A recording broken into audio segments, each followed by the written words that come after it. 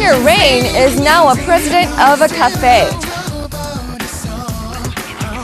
This past August, Rain bought a property in Cheongdam-dong of Gangnam Province, Seoul, and revealed that he would be opening a luxury cafe.